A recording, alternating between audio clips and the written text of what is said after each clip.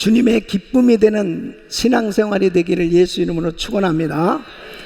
우리 성도님들이 신앙생활 하시면서 정말 주님의 기쁨이 되는 그런 성공적인 신앙생활을 하려면 역사를 통해서 교훈을 바로 알아야 됩니다. 여러분, 역사는 굉장히 중요한 거예요. 먼저 산 세대에 일어났던 사건들은 우리에게 모든 교훈을 가르쳐 주고 있습니다. 그래서 역사를 바로 알고 바로 이해하고 바로 깨달으면 불행한 과거를 계속해서 반복하는 그런 일이 없습니다. 여러분, 우리 신앙생활도 참 마찬가지입니다. 먼저 믿은 신앙의 선배들이 살아간 그 행적, 그들이 한 모든 일들을 우리가 그 역사적으로 교훈을 받게 되어지면 우리는 먼저 산 그분들의 그 신앙의 모습을 통해서 교훈을 얻게 됩니다. 그 교훈을 얻게 되니까 내가 고쳐야 될 것이 뭔지, 내가 어떤 것은 피해야 되는지, 어떤 것을 선택하고 그렇게 바로 살아야 될지를 알게 됩니다. 그러니까 신앙생활에 형통함이 있고 하나님의 은혜 가운데 승리하는 삶이 되는 것을 볼 수 있습니다. 그래서 우리의 삶 가운데 이 역사를 바로 이해한다, 대단히 중요한 것입니다. 역사학자 토인비는 인류에게 있어 가장 큰 비극은 지나간 역사에서 아무런 교훈도 얻지 못하는 데 있다고 말했습니다. 이미 하나님께서는 우리에게 모든 것을 다 알게 해주셨고 보여주신 거예요. 그 역사를 통해서 교훈을 얻도록 그렇게 모든 것들을 허락해 주셨습니다.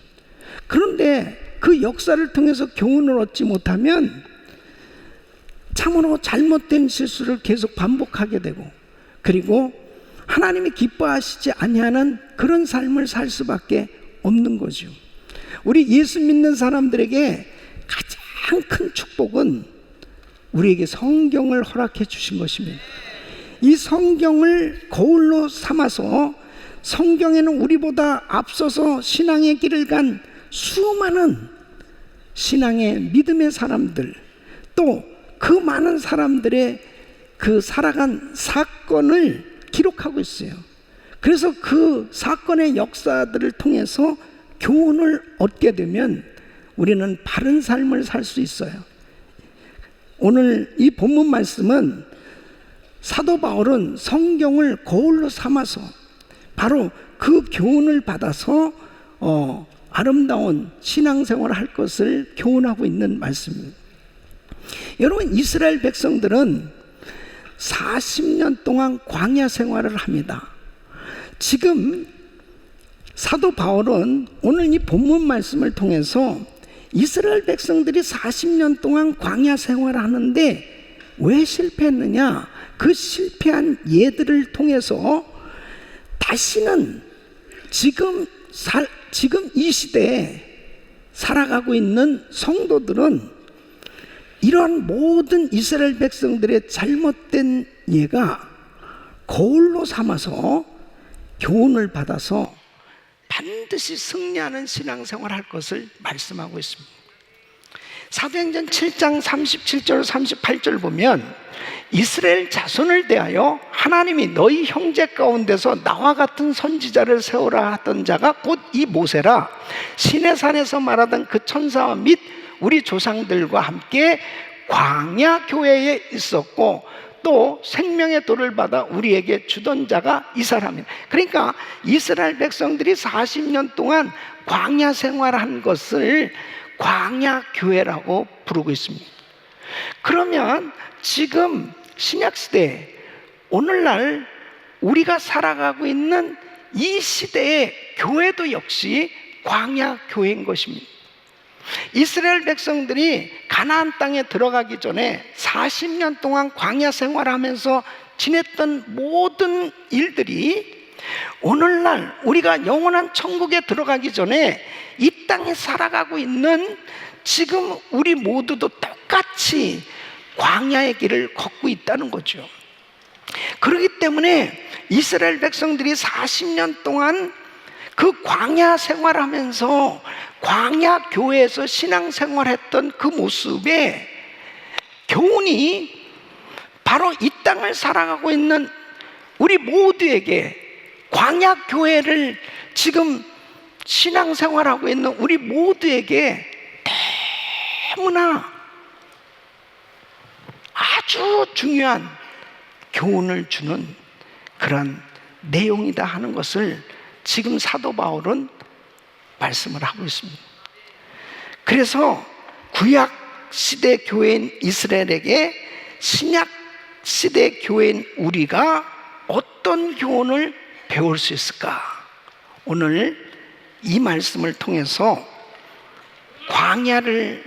광야교회에서 신앙생활하는 우리 모두가 이스라엘 백성들이 광야에서 실패했던 그 교훈을 다시 한번 되새기면서 이러한 사건들이 우리의 신앙의 거울이 돼서 우리들 자신의 신앙을 돌아보면서 우리는 한 사람도 빠짐없이 결단코 실패하는 자가 없이 다 여호수아와 갈렙처럼 가나안 땅에 들어간 그 성공자가 된 것처럼 우리 모두가 광야교회에서 승리자가 되시기를 예수 이름으로 축원합니다.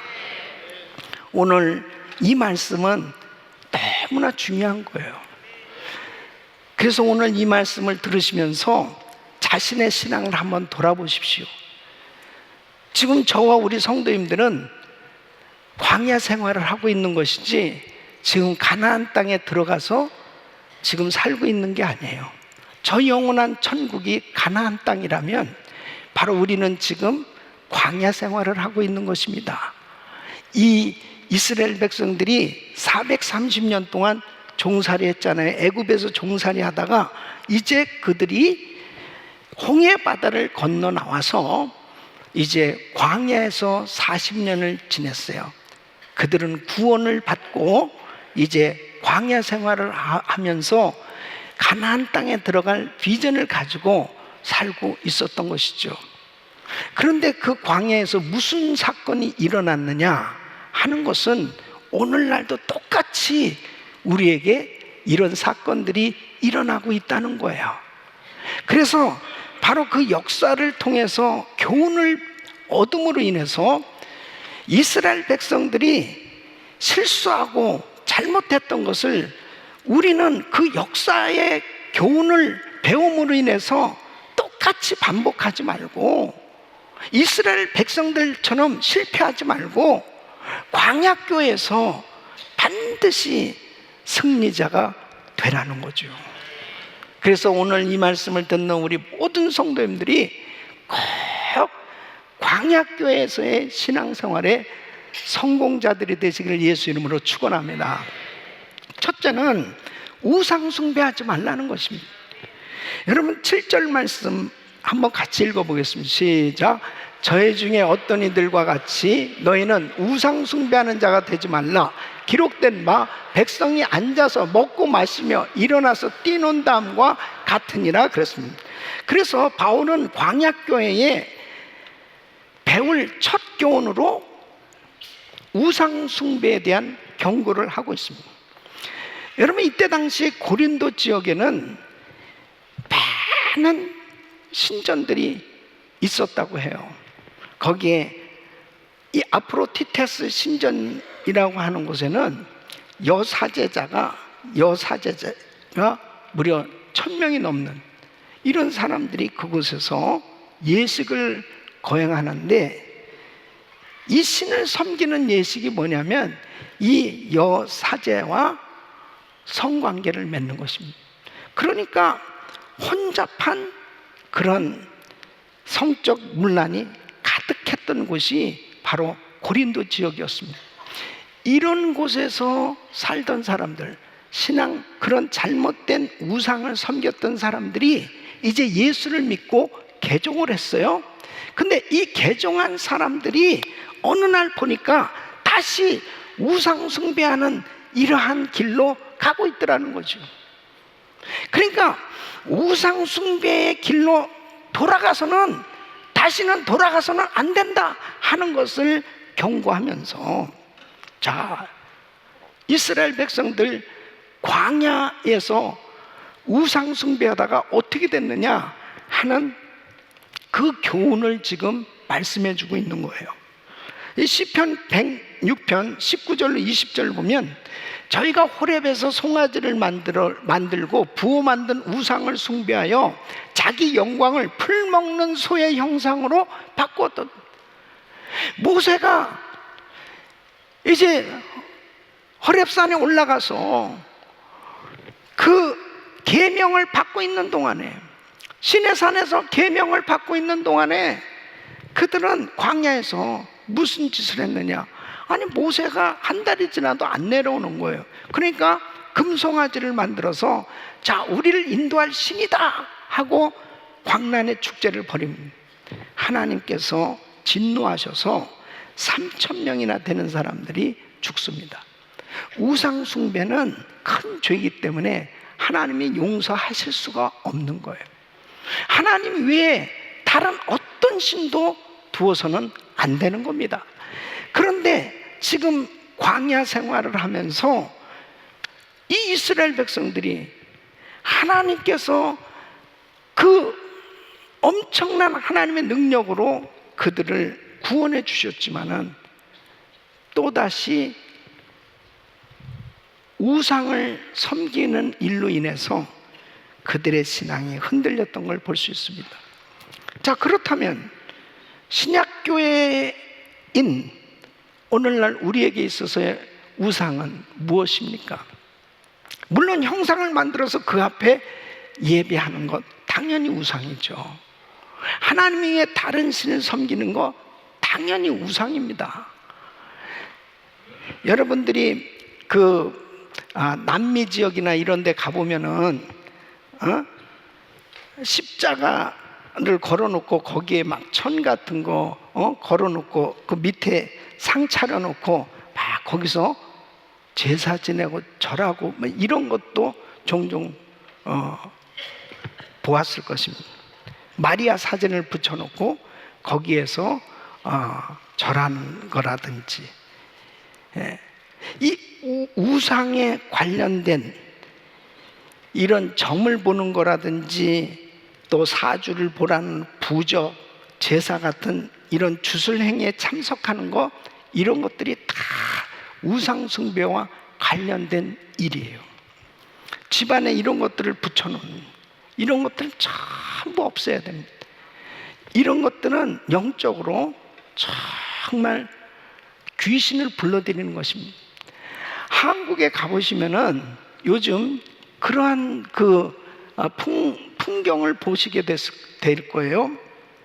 그전에는 그런 것들이 그렇게 많지 않았는데, 지금 이렇게 길거리에 포장마차 그 주점들이 있는 것처럼 텐트를 쳐놓고 사주팔자를 본다든지 점을 본다든지 이런 것들이 아주 상당히 많이 있습니다. 그러니까 젊은이들이 그냥 너무나 쉽게 그런 데 들어가 가지고 점을 보는 거예요. 재미로 점을 본다고 그러고 그냥 그러는 거예요. 이런 것들이 전부 영적으로 보면 다 귀신과 접하게 되는 거나 마찬가지입니다. 영적으로는 얼마나 혼탁해지는 건지 모릅니다. 미국에서는 할로윈 데이 같은 경우가 그런 거예요. 그게 귀신놀이 하는 겁니다. 그래서 우리 교회에서는 할로윈 데이에 할렐루야 나이트로 우리 아이들을 교회로 오게 해서 교회에서 찬양하고 교회에서 놀고 그러면서 그런 모임을 갖게 해주는 이유도 바로 거기에 있는 것입니다. 우상 숭배한다는 것은 하나님보다도 더 가까이 하고 더 사랑하고 더 의지하고 하는 것들, 이런 것들이 다 우상 숭배의 범위에 포함되는 겁니다. 그래서 광범위한 의미로 우상 숭배는 탐심입니다. 탐심.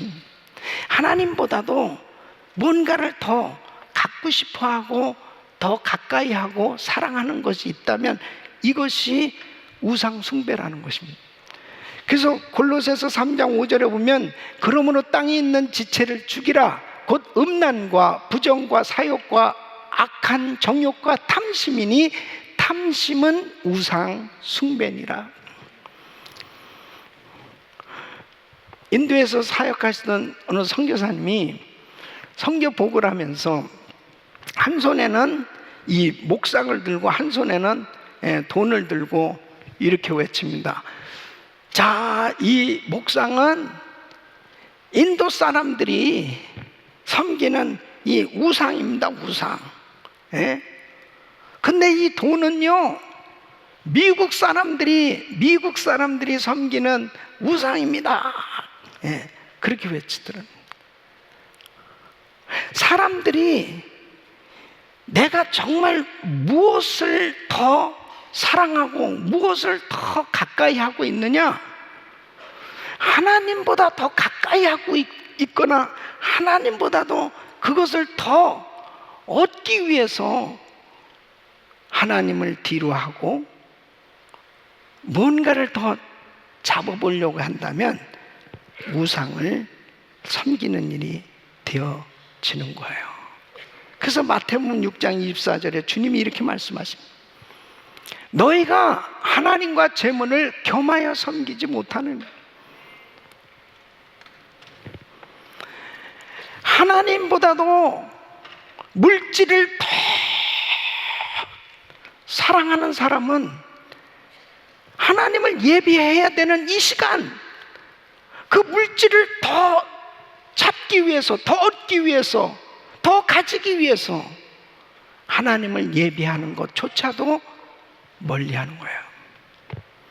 그러니까 무슨 형상을 만들어 놓고 그 앞에서 하나님 외에 다른 것을 찾아서 섬기는 것만 우상이 아니고, 만일 내가 하나님을 믿는다고 하면서도 하나님이 먼저가 돼야 되는데, 하나님을 더 사랑해야 되는데 하나님을 더 사랑하지 못하고 다른 것을 더 추구하는 것이 있다면 하나님은 그걸 기뻐하실 수 없다는 거죠. 여러분, 우리 마음에서부터 정리할 수 있기를 바랍니다. 오직 주님. 그러니까 하나님 앞에 예배 드릴 때 정말 나는 하나님밖에 없습니다, 나는 예수로 만족합니다, 난 예수님이면 됩니다 하고 주님 앞에 그 사랑을 고백할 수 있기를 바랍니다. 정말 우리 마음에서조차라도, 생각에서조차라도, 나의 삶에, 나의 환경에서조차라도 절대로 하나님보다 더 사랑하는 것들, 이런 것들이 없어야 돼요. 여러분, 신문에 오늘의 운세 이런 거 있잖아요. 이런 걸 왜 봐요? 사람을 유혹시키는 거예요. 그런 것들이 혹시라도 나에게 뭔가 달콤한 유혹으로 내가 뭔가 더 사랑하고자 하는 그러한 하나님 의지하지 못하도록 하는 이런 것들이 우리 환경 가운데 너무나 쉽게 접할 수 있는 것들이 많이 있습니다. 우리는 생각에서조차라도 나의 삶 가운데 절대로 하나님 말씀보다 앞서거나 하나님보다 앞설 수 있는 것들이 없도록 정리할 수 있기를 바랍니다. 그래서 주님이 보시더라도 내 삶에 우상이 없는 거예요. 이 우상이 다른 것이 아니라 내 삶 가운데 되어지는 모든 것들, 주님보다 내가 더 사랑할 것이 없는 것, 이것이 하나님을 완전히 사랑하고 그 주님을 높여드리는 참된 신앙인이 되었을 때 광야교회에서의 승리자가 되는 줄로 믿습니다.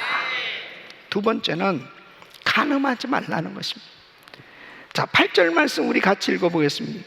저희 중에 어떤 이들이 간음하다가 하루에 23,000명이 죽었나니 우리는 저희와 같이 간음하지 말자 그랬습니다. 여러분, 민수기 25장에 보면 이스라엘 백성은 이 시딤이라는 곳에서 모압 여인들의 그 축제에 참석했다가 유혹에 빠져서 결국 간음죄를 저지르는 사건이 나옵니다. 왜 그렇게 됐냐면요, 이 모압 왕 발락이 이제 이스라엘을 저주하기 위해서 발람 선지자를 초청했습니다. 그래서 돈을 많이 주면서 자, 이스라엘을 저주하라는 거예요.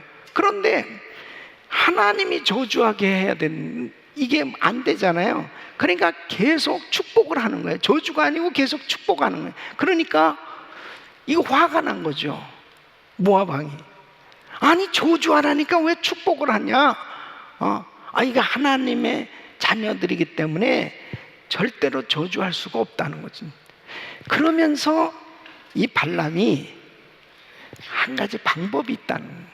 저주받을 수 있는 방법이 있다는 거예요. 그게 뭐냐면 이들을 타락시키면 된다는 거예요. 타락시키면. 그래서 모압의 예쁜 여자들을 잘 뽑아가지고 고운 옷을 입혀서 그리고 파티를 벌이는 것입니다.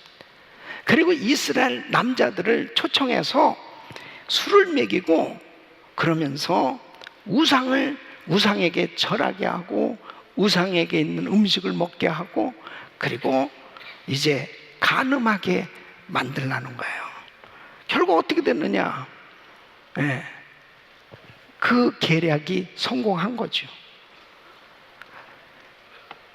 하나님께서 진노하셔서 연병을 주어가지고 하루에 23,000명이 죽습니다. 여러분, 이 시대는 어때요? 지금 우리가 살고 있는 이 시대는 참으로 이 음란과 폐역한 시대가 되었습니다.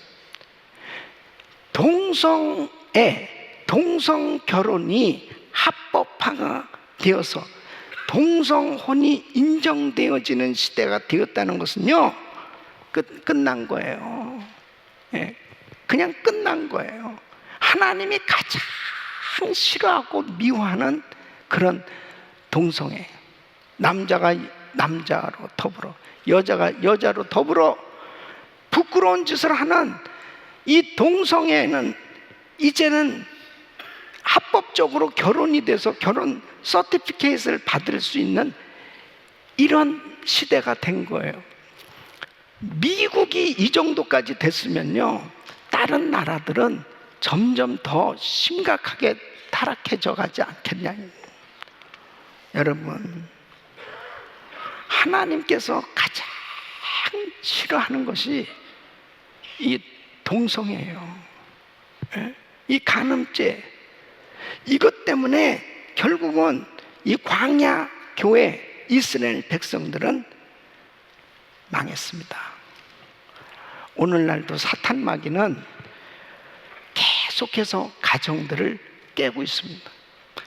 동성결혼은 가정을 파탄시키는 겁니다. 근본적으로 하나님의 결혼제도를 정면으로 도전하는 거예요.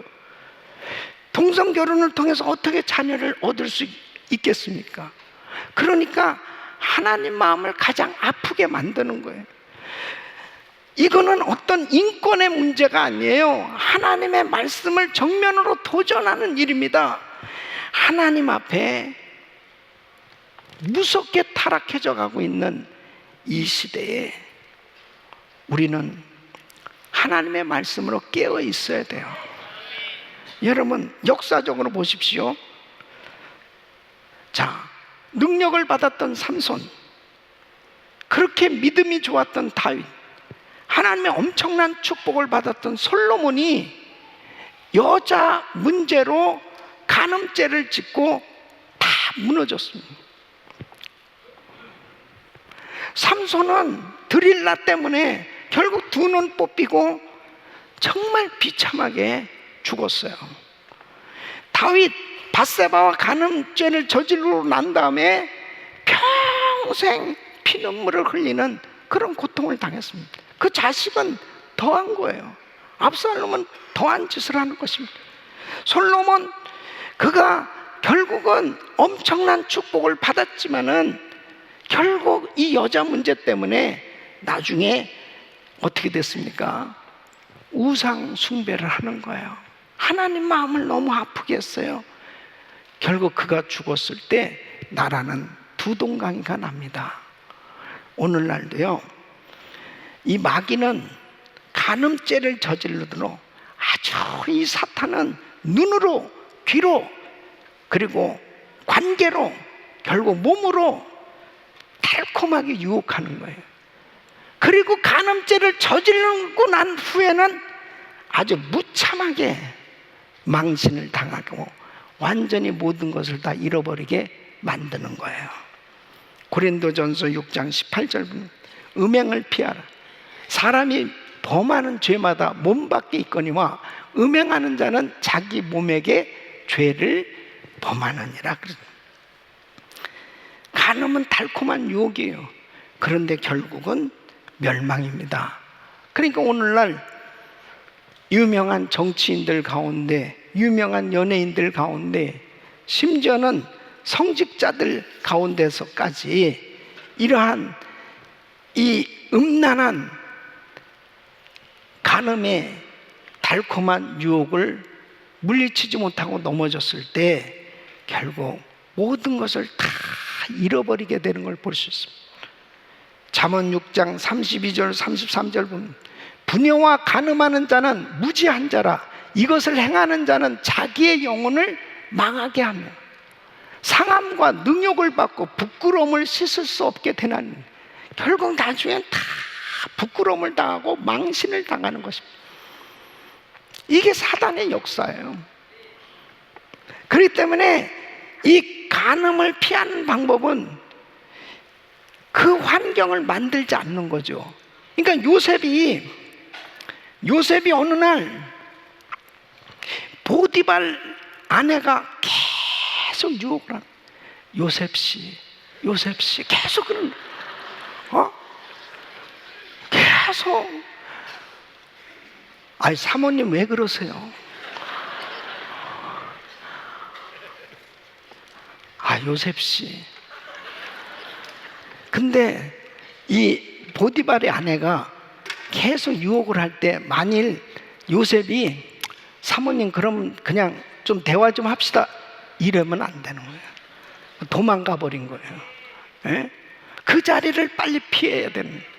그러니까 간음을 피하는 방법은 어쨌든 간에 그 환경을 벗어나는 길밖에 없습니다. 예.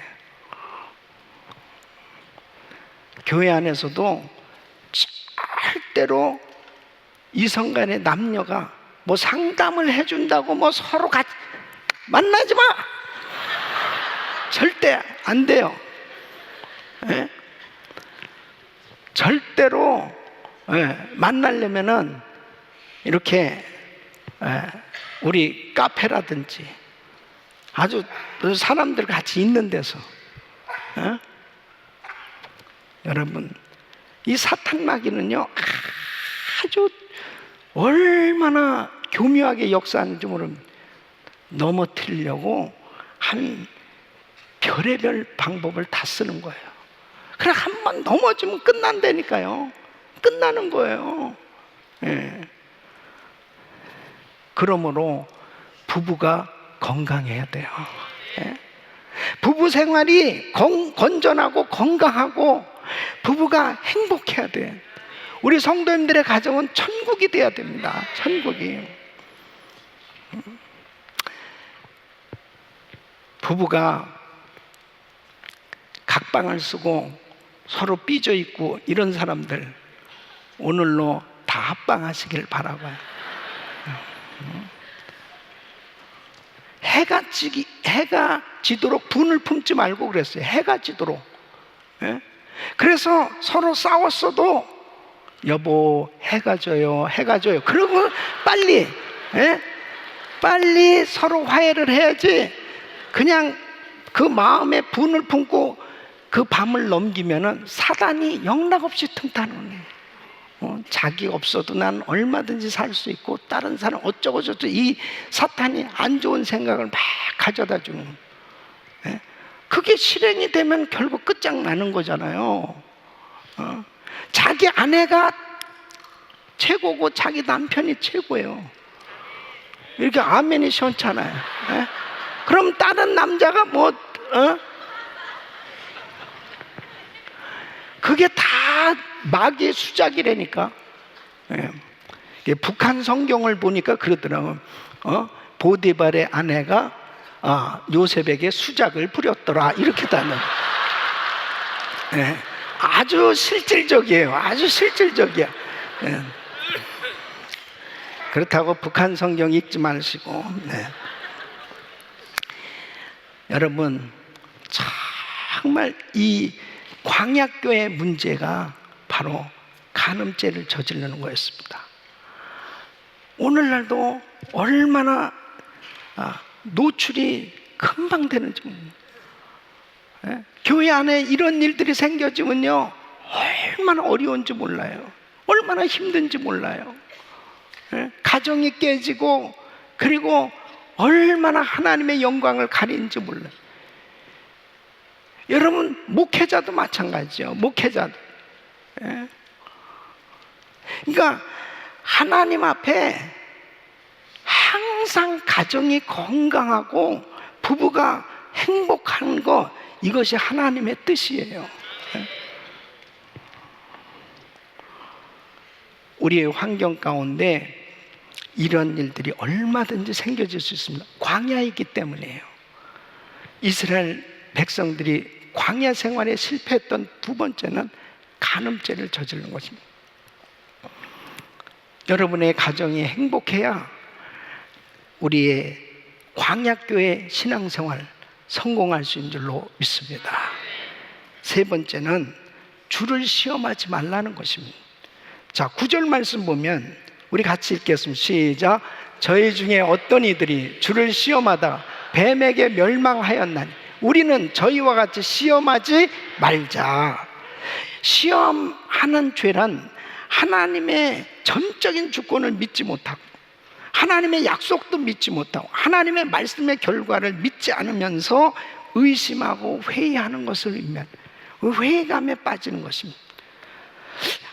진짜 하나님이 하실 수 있나? 정말 왜 이래? 하나님 정말 계셔?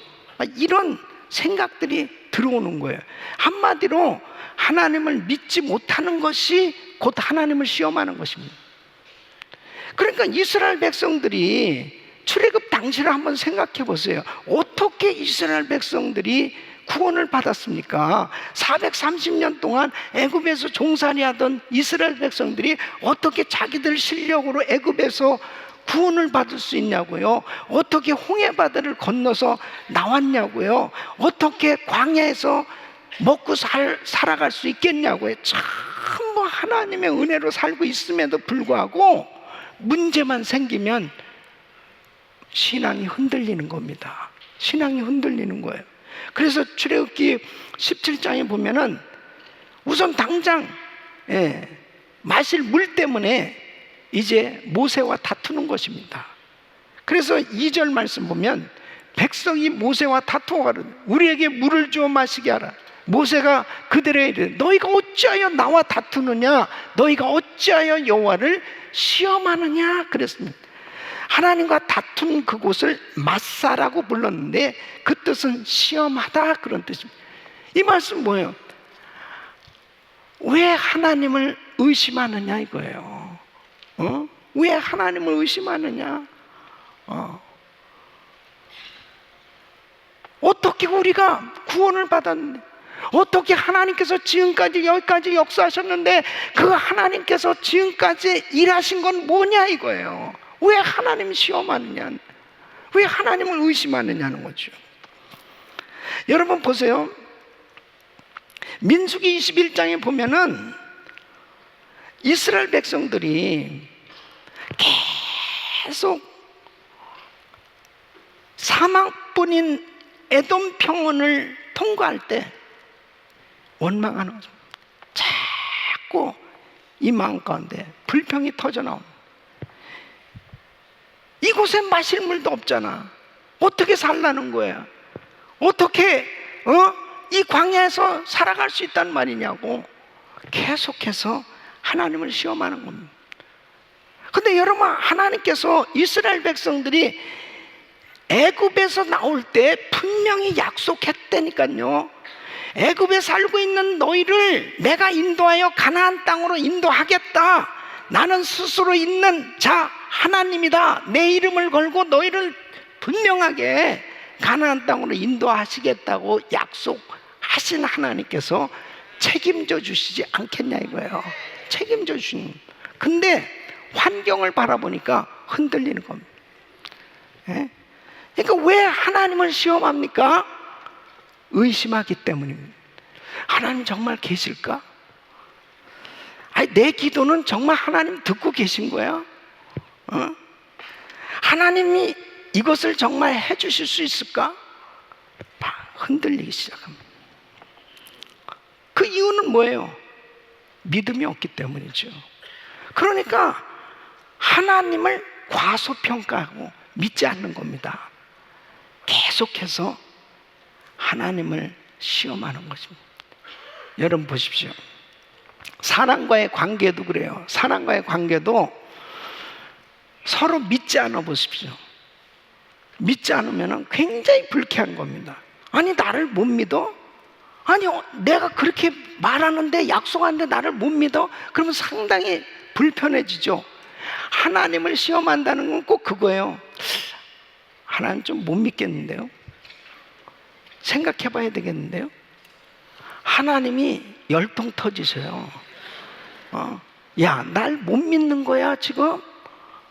지금 그거예요. 이스라엘 백성들이 광야에서 막 주를 시험하는 거예요. 아니, 지금 불기둥 구름기둥으로 만나로 하나님이 계속 인도하고 계심에도 불구하고 이 백성들이 조금만 어려우면 계속 흔들리는 거예요, 신앙이. 여러분, 마귀의 술책이에요. 시험은 하나님을 끝까지 믿을 수 있기를 바랍니다. 바로 하나님의 약속, 하나님의 말씀, 하나님은 어제나 오늘이나 영원토록 동일하세요. 변함없으신 그 하나님, 여전히 나를 사랑하시는 그 하나님, 그 하나님은 변하시지 않는다니까요. 내가 자꾸 변덕스럽게 내 마음이 자꾸 흔들리는. 하나님을 시험하지 마세요. 하나님은 살아 계십니다. 그분은 지금도 역사하고 계십니다. 예수님께서 40일 금식 후에 마귀에게 시험을 받으셨을 때 주 너의 하나님을 시험치 말라 하고 물리치셨어요. 사랑하는 성도 여러분, 여러분 마음 가운데 마음이 자꾸 흔들릴 때 하나님의 약속의 말씀을 붙들고 하나님 앞에 굳게 믿음으로 서시기를 예수 이름으로 축원합니다.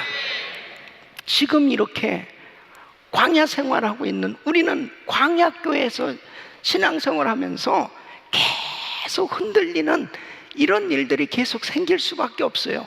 여전히 이런 일이 생겨집니다. 그럴 때마다 어떤 사람이 승리하느냐? 하나님의 약속을 믿는 사람입니다. 하나님은 살아 계십니다. 그 하나님의 역사는 계속 어제나 오늘나 영원토록 동일하시며 앞으로도 인도하실 줄로 믿습니다. 네 번째는 원망하지 말라는 거예요. 여러분 10절 말씀 우리 같이 읽어보겠습니다. 저희 중에 어떤 이들이 원망하다가 멸망시키는 자에게 멸망하였나니 너희는 저희와 같이 원망하지 말라. 원망하는 것은 하나님이 이미 주신 은혜는 생각지 않고 현재 형편이 자기 마음에 들지 않는다고 불평하는 거예요. 하나님의 약속을 붙들지 않고 현실적인 절망적 환경만 보고 불신앙적으로 나가는 것이 원망입니다.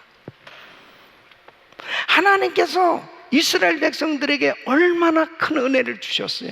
얼마나 많은 축복을 주셨습니까? 그런데 환경적으로 너무 어려우니까 그냥 입술에서 원망이 저절로 나오고 있는 거예요. 민수기 11장 보면 만나를 먹으면서도 불평합니다.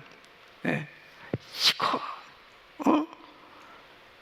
애굽에서 먹던 음식하고 비교해 보니까 너무 현찮은 음식이에요. 그러니까 4절로 6절 보면 이렇게 원망합니다. 이스라엘 중에 섞여 사는 우리가 탐욕을 품으며 이스라엘 자손도 다시 울며 가로되 누가 우리에게 고기를 주어 먹게 할꼬? 우리가 애굽에 있을 때는 값없이 생선, 왜, 수박, 부추, 파, 마늘 이런 거 다 건강식이에요. 네, 먼 것이 생각나거늘 이제는 우리 정력이 쇠약하되 이 만나 외에는 보이는 것이 아무것도 없도다 하고 막 불편. 조금만 기다리면 되는데 이제 가나안 땅 들어가면 얼마든지 집을 짓고 다 농사도 지으면서 이제 풍요롭게 산 그때가 있거든요. 그런데 조금 참고 기다려야 되는데 참 금방 원망하는 거예요. 민수기 14장에 보면 12정탐꾼 정탐하고 돌아와서 10정탐꾼이 부정적인 보고하잖아요. 또 소리를 지르면서 울면서 모세를 원망하고 불평하면서 소리칩니다. 민수기 14장 1절로 2절 온 회중이 소리 높여 부르짖으며 밤새도록 백성이 곡하였다. 이스라엘 자손이 다 모세와 아론을 원망하며 온 회중이 그들에게 이르되 우리가 애굽 땅에서 죽었거나 이 광야에서 죽었다면 좋았을 것을 그러면서 막 모세를 향해서 공격을 합니다. 사람을 원망하고 지도자를 원망하는 것 같지만은 결국 하나님을 원망하는 거예요. 하나님이 이 소리를 다 들으셨어요. 하나님께서 정말 화가 나셨습니다. 민수기 14장 11절 보면 여호와께서 모세에게 이 백성이 어느 때까지 나를 멸시하겠느냐? 내가 그들 중에 모든 이적을 행한 것도 생각하지 아니하고 어느 때까지 나를 믿지 않겠느냐? 하나님께서요 무시무시한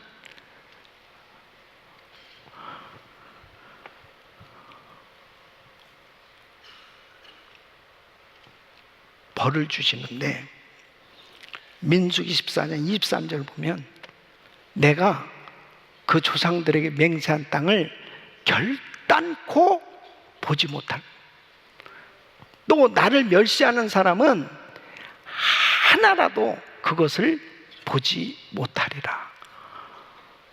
이거 무시무시한 말씀입니다. 27절에 이렇게 말씀하십니다. 나를 원망하는 이 악한 회중을 내가 어느 때까지 참으랴? 이스라엘 자손이 나를 향하여 원망하는 바 그 원망하는 말을 내가 들었노라 그랬습니다. 너희가 원망하는 거 내가 다 들었어. 너희들 이제 가나안 땅에 못 들어가. 여러분 절대 부부가 싸워도요 하나님 원망하는 말 하면 안 돼. 부부가 싸워도 서로 잘못한 것만 얘기하면 되지. 당신 왜 이렇게 밥도 안 해주고 뭐냐 당신 왜 이렇게 그냥 어쩌고 저쩌고 그런 얘기만 해야지. 뭐 기도한다고 다냐? 네가 뭐 그렇게 뭐 교회 봉사한다고 무슨 하나님이 뭐 해준 게 뭐가 있냐? 하나님이 네 말 듣는 줄 알아? 그러면서 절대 하나님에 대해서는 원망하지 마요. 그걸 하나님이 다 들으신다니까. 하나님이 우리가 원망하는 거, 하나님을 불신하는 원망 있잖아요. 하나님이 뭐 해주신다는 거야? 그러면서 괜히 큰 소리 치면서 하나님을 원망하는 그런 소리는요 하나님이 들으시면 큰일 나. 여러분 이 열정탐꾼이 부정적인 보고를 했잖아요. 하나님 다 들으셨어요. 이 사람들 다 지도자들이거든요. 이 백성들을 다 부정적인 사람들로 만들어 놓은 거예요. 그러니까 막 난리가 난 거죠. 다 막 울면서 막 나중에는 모세를 원망하면서 죽이려고까지 하는 거예요. 예. 그랬을 때 어떻게 됐느냐? 40일 동안 정탐했잖아요. 40일 동안 가나안 땅을 정탐한 그 날수만큼 하루를 1년으로 연장시키는 거예요. 그래서 40년 뺑뺑이 도는 겁니다. 그러니까 내가 한 번 원망할 때마다 너 1년 연장, 1년 연장, 1년 연장. 그러면 어떻게 된대? 너 1년 연장. 여러분, 원망하지 마세요. 네? 절대 원망하지 마.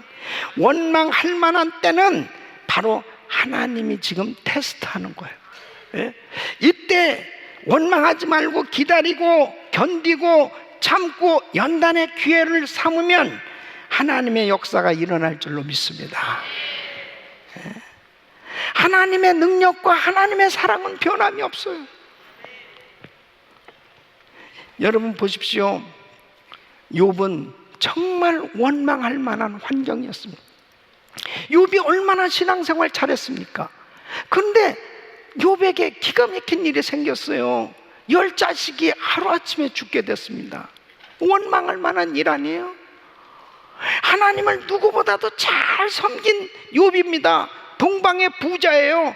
하루아침에 전 재산 다 날아갔습니다. 전 재산 없어졌어요. 원망할 만한 일 아니에요? 그것도 정말 신앙생활 잘해보려고 했기 때문에 하나님도 인정해요. 욥이 얼마나 신앙생활 잘하는 사람인지. 그런데도 머리부터 발끝까지 악창이 날 정도로 다 죽을 병에 걸렸어요. 원망할 만한 일 아니에요? 그 부인이 옆에서 간호를 해주고 정말 옆에서 그래도 위로를 해줘야 될 사람이 당신 뭐 그렇게 신앙 잘 지키겠다고 그래? 하나님 욕하고 죽어버려. 그러면서 그렇게 자기 마음을 찌르는 거야. 너무너무 괴로운. 어떻게 아내조차도 이렇게 신앙이 없고 완전히 하나도 없어요. 하나도.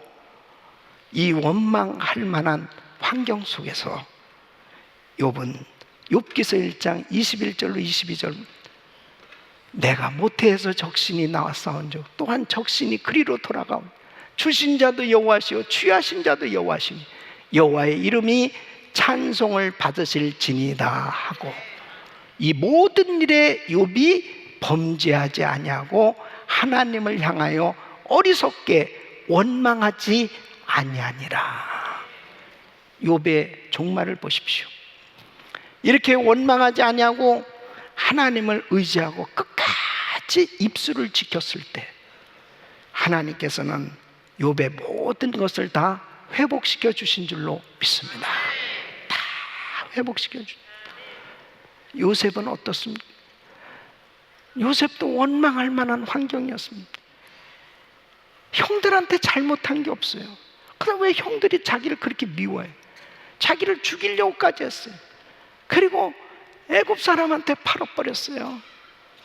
평생 상처를 받은 거예요. 보디발의 가정에서 정말 충성했어요. 자기는 신앙인이기 때문에 믿음을 지켜보려고 정말 자기를 지키려고 그렇게 유혹이 있었지만 자기를 지켰지만 감옥에 갇혔어요. 하나님 계시다면 내가 왜 감옥에 가야 돼? 그런 환경 속에서 또 그 떡 맡은 관원장의 꿈을 해몽해 줌으로 인해서 나를 좀 기억해 달라고 그랬는데 그 사람도 잊어버렸는지 그냥 자기가 감옥에 잊혀진 존재로 지내야만 할 때 너무 환경이 원망할 만한 환경이었어요. 그러나 요셉은 원망하지 않았어요. 하나님의 은혜로 요셉은 오히려 그 꿈이 다 이루어진 줄로 믿습니다. 다니엘도 그렇게 기도하는 사람, 그렇게 하루에 3번씩 기도하는 사람, 왜 시험이 그렇게 큽니까? 다니엘서 6장 10절에 보면 조서에 어인이 찍힌 것을 알고도 이것은 사자굴에 들어가는 거예요. 사자굴에 안 들어간 거 아닙니다. 들어갔습니다. 이런 시험이 있음에도 불구하고 다니엘이 하나님께 감사하였더라. 절대 원망하지 마세요. 원망하지 마세요. 광야 생활하는 우리는 여전히 요셉처럼, 다니엘처럼, 바로 이렇게 욥처럼 때로는 원치 아니하는 시험이 닥쳐옵니다. 원망할 만한 환경들이 발생할 때가 있어요. 그러나 하나님을 끝까지 의지하고 원망하는 대신 감사하고 찬양하면 능력이 하나님께서 우리의 환경을 하나님께서 축복하시는 놀라운 환경으로 역사하실 줄 믿습니다. 에베소서 5장 4절에는 누추함과 어리석은 말이나 희롱의 말이 마땅치 아니하니 돌이켜 감사하는 말을 하라. 우리 사랑하는 성도님, 우리는 가나안 땅에 지금 살고 있는 게 아니에요. 광야 생활을 하고 있는 거예요. 지금 이스라엘 백성들이 40년 광야 생활을 하는 것처럼 우리는 지금 광야 교회에서 신앙생활하고 있는 겁니다. 그들이 겪었던 시험, 우리도 지금 똑같이 겪고 있는 거예요. 그래서 사도 바울은 광야 교회의 교훈을 배워서 저 이스라엘 백성들처럼 망하지 말고, 절대로 우상 숭배하지 말고, 절대로 간음하지 말고, 주를 시험하지 말고, 원망하지 말고 끝까지 승리할 것을 당부하고 있는 것입니다. 우리 사랑하는 성도 여러분, 역사를 통해서 교훈을 얻는 사람이 결국 성장하고 형통한 삶이 될 수 있는 거예요. 그것은 개인이나 국가나 모든 민족에게 역사가 있기 때문에 그 역사를 통해서 교훈을 얻게 되면 반드시 승리하게 되는 줄로 믿습니다. 6.25 전쟁 69주년을 맞이하면서 동족상잔의 비극적인 이 역사는 지금까지도 남북한이 분단돼서 아직도 대치 상태로 참으로 안타까운 한반도의 현실입니다. 절대로 그런 비극적인 전쟁이 한반도에 일어나지 않도록 우리가 그 역사를 통해서 교훈을 얻은 대로 절대 남한이 공산주의 나라가, 사회주의 나라가 되지 않도록, 사회주의를 쫓아갔던 베네수엘라가 망한 모습을 보면서 공산주의들을 추구했던 나라들마다 다 망해버린 것처럼 절대로 대한민국은 자유민주주의 국가가 돼야 되는 것입니다. 든든하게 수많은 사람들의 피가 흘려져서 그 자유민주주의 국가가 세워졌는데, 하나님의 은혜로 이제 이 자유민주주의 대한민국이 더한 하나님의 은혜로 잘 세워지고, 남북한이 복음으로 평화통일됨으로 인해서 북한이 자유의 나라가 되고 핵무기가 폐기되어지고, 그리고 진정한 한반도의 평화가 이루어지는, 우리 민족이 제사장 민족으로 세계 선교를 감당해 갈 수 있는 나라가 되는 이 비전을 가지고 기도할 때 하나님께서 언젠가 우리의 기도를 들으시고 응답해 주실 줄로 믿습니다. 오늘 역사를 통해서, 성경을 통해서 우리가 교훈을 얻어서 우리는 실수하고 실패하지 않고 승리할 수 있는 아름다운 신앙생활 되시기를 예수 이름으로 축원합니다.